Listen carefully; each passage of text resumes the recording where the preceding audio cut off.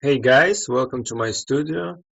Welcome to my channel. My name is Sergey Gusev, and today I continue working on the portrait of a small boy, and I'm going to show how to make underpainting. In my previous video, I showed how to make this underdrawing, and if you didn't watch it, you can watch it now. Just follow the link you can see on the screen.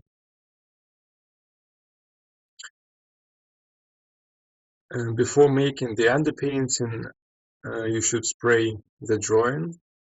Otherwise, the graphite or charcoal or whatever you used for the underdrawing is going to mix up with the paints and you will destroy the drawing. So I highly suggest to spray it. You can buy a special spray in art stores or just simply use hairspray. It's almost the same. Just remember to keep a distance around 20-30 centimeters away from your canvas or panel or whatever you use. And after spraying, let it dry for 30 minutes, and then you can paint over it.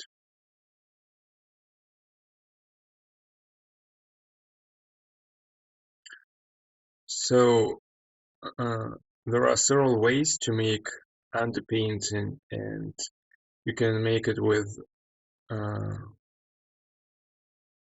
the full palette, so you can use all your colors, or you can simply use 1, 2, 3 colors, dark tones, to make underpainting. And I believe it's much easier for beginners especially to make underpainting using only 1 or 2 colors. And in this video I'm going to show this way. And you can see my palette. I have a very few paints, but for the underpainting I'm going to use even less. I will use Amber Raw, Sienna Burnt and Ochre Light, and I'm going to mix them and get a really nice dark, very deep brownish color.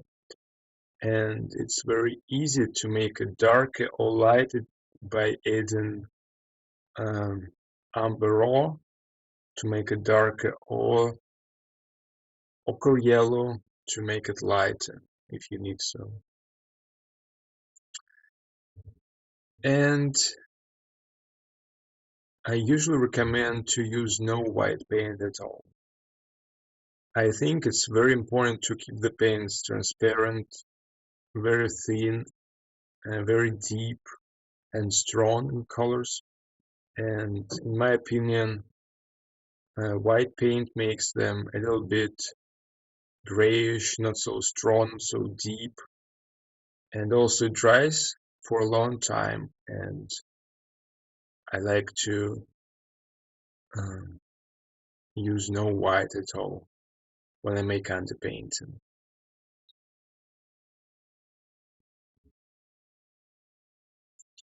I also recommend you to use a lot of medium, and you can use pure turpentine as a medium, or you can use a mixture of 3 parts. You can mix demo varnish 1 part, then 1 part of linseed oil and 2 parts of turpentine, and you will get a really nice medium, which I'm using right now, by the way.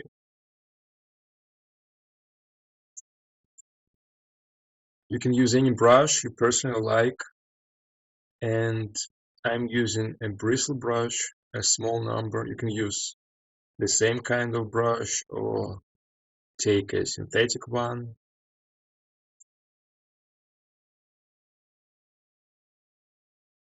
I like to start off by making a few brush strokes in the backgrounds, because in my opinion it's much easier to paint the skin tones or any light tones when they're surrounded by dark tones. So just make a few brush strokes around the head and you'll see the lights better.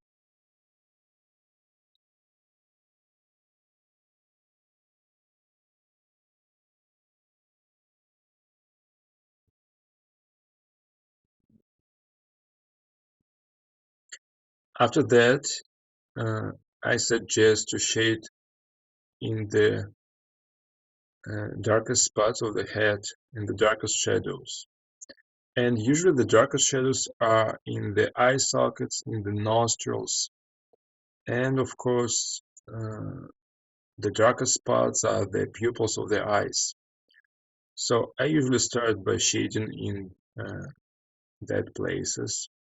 And the eye sockets, they're usually very close to the light source, and the light is coming from above. So the eye sockets are really close to the light source, and therefore they get in a strong contrast.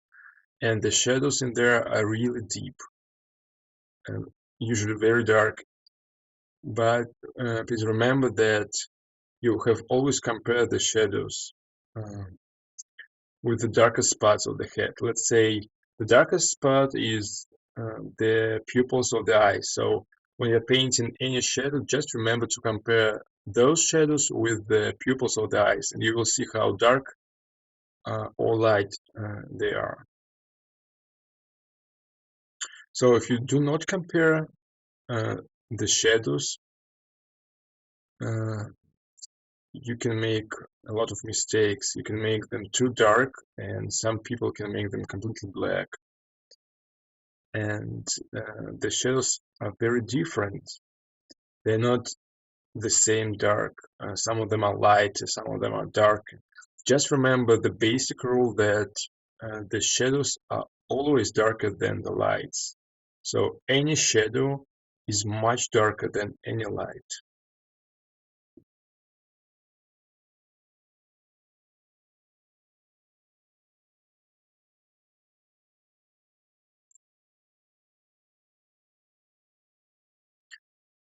I think this kind of underpainting is really good if you made a really fine underdrawing. So um, if you spend time and you made a good underdrawing with lots of details and values,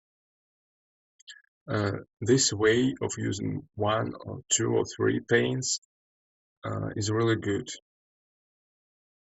Just remember when you're painting to draw a little bit, um, to correct some things, and if you see any mistake, even if it's a really small mistake, I would highly recommend to correct it right away. I've got a synthetic brush in my hands, and it is really soft and it's very comfortable to draw with it, to fix some small details, to correct the shapes, to correct the shape of the eyes, of the nose, of the lips, and so on. And remember, when you're painting, remember to go back to the drawing and check it and make sure that the proportions look correct. So just remember to go back time by time and check the drawing site, because it's really important to have a good drawing even when you're painting. I would say that a good painting is based on a good drawing. So if you spend time and if you draw more and draw better, your painting is going to be much, much better. Because some artists, they think that painting means colors, and nice colors will make your painting look good. And yeah, it's true, of course, but I would say that maybe around 70% of a good painting is a good drawing. So just spend time and draw better. Check everything. Make sure that your proportions, I mean the proportions of your drawing, they match the original ones. And just remember about that. And I always repeat it, but I think it's really important, and I always tell my students to remember about that.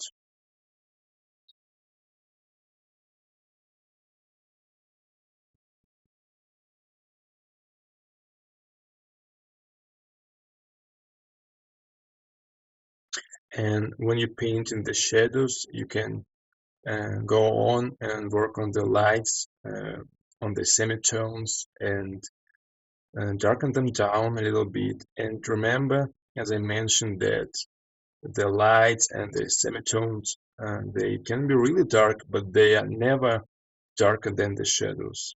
Just remember about that basic rule.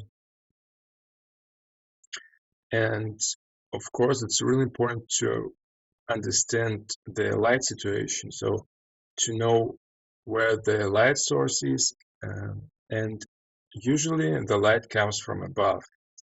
So usually the forehead is in a strong light, and the chin, for example, the cheeks, they're darker because there is so much less light than on the forehead or on the hair, for example. So even when you're painting and making this underpainting, just remember about the drawing, about the light, and also I would suggest to remember about the head's construction and maybe read some anatomy or draw the facial details just to get more information and learn how to draw the details, how they work, how they look from different angles also.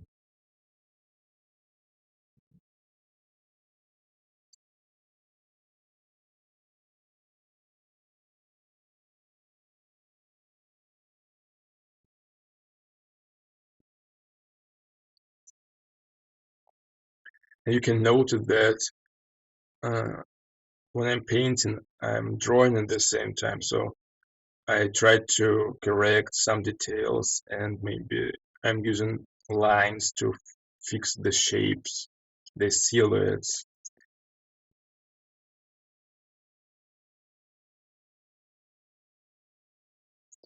And you should remember that the old masters, they really like to use underpainting and they knew really well how to use it, how to make it well. And usually they made it a little bit, darker, stronger, and warmer. And then they kept the underpainting and didn't paint over it at all. So sometimes we can see, for example, the shadows or, just some dark areas, the backgrounds. We can see that there is underpainting. They didn't paint over it. And we can see usually it has a warm tint, I would say reddish a little bit, and it works really well. So you don't have to paint over underpainting if you think it looks nice. So it's important to make a good underpainting, then you will keep it.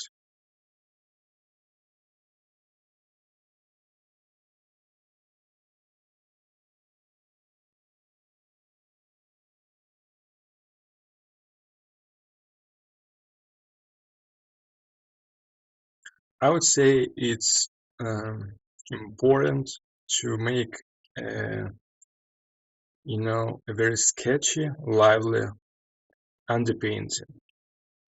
So you don't have to paint it completely. You don't have to cover the entire canvas or panel with the paints. Just make it a little bit faster and maybe just more interesting, more picturesque.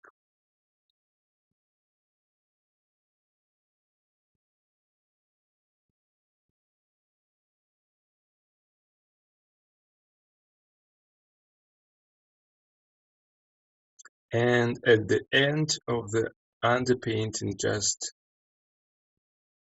remember maybe to clean up the lights and make sure then the lights look lighter than the shadows and the shadows are darker and they're not the same.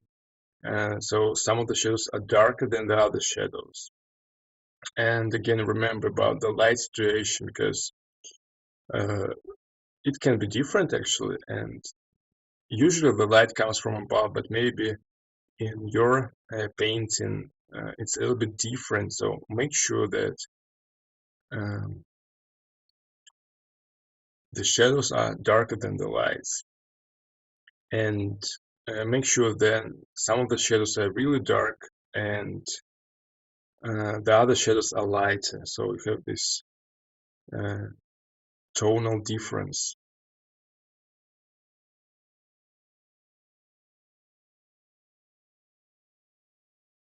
Well, I would also say that it's very important to remember about the neck and shoulders because it's important, of course, and we're working mostly on the head, but it's really important to connect the head with the shoulders and make it really well.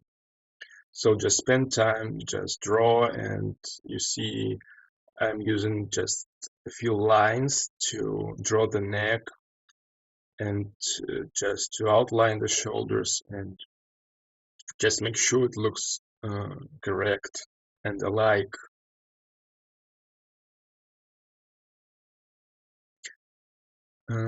If you want, you can work more on the underpaints and make it better than I did, and just spend time and finish it as much as you want. It's just an example and an example of how I work. But um, maybe you want to make it a little bit different, and maybe you want to make it a little bit more finished. So go ahead and spend more time. After you finish the underpainting, I suggest to let it dry for several hours and maybe even one day. And then you can go on and paint using all your colors and using the white paint from your palette as well. And I hope very soon in my next video I will show how I make the overpainting. And I think that's it. I'm making just the final brush strokes here and there, the final touch-ups. And if you like this video, you could help me out and share it in your favorite social network and subscribe to my channel so you guys won't miss out on my new videos, which are coming soon.